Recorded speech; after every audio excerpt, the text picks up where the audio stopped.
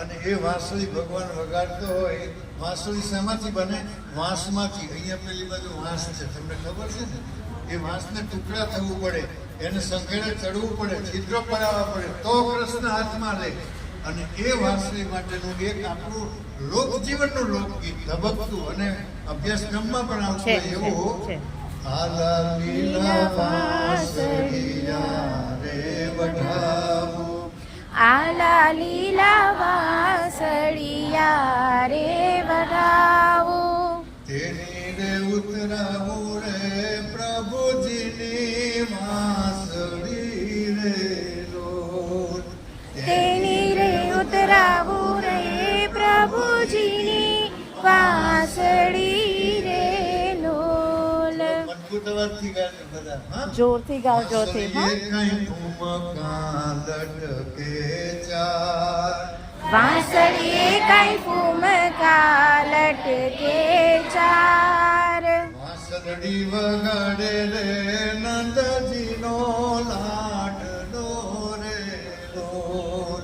વાંસળી વગાડે રે નંદજીનો લાડલો રે લોલ. છેલ્લી પંક્તિઓ બહુ સરસ છે.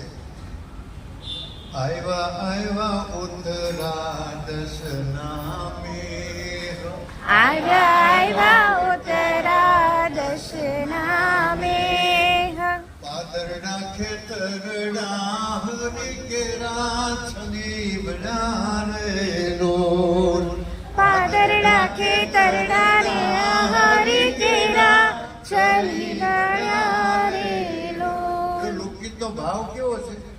ઉત્તરા દશ એટલે ઉત્તર દિશામાં, અને વરસાદ હંમેશા ઉત્તર દિશામાંથી જ આવે.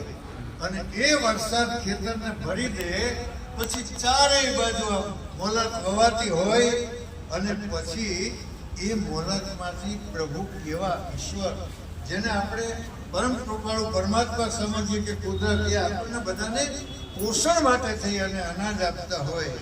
અને એ મોલે મોલે જાણે પ્રભુજીએ મોતીડા ગૂંથી દીધા હોય ને, એવો ભાવ આ લોકગીતમાં પણ હોય. ઉત્તર દિશાનો વરસાદ પડે એમ આજે તમારા જીવનમાં અહીંયા જેને નવો પ્રવેશ લીધો છે એ આ શાળામાં આવી અને એમના શિક્ષણના વાવેતરની શરૂઆત કરશે, ત્યારે અહીંયાથી બધા શિક્ષિકા બહેનો એને પોષણનું કામ કરશે. અને પાણી બચાવવાની વાત અહીંયા મારા સાહેબે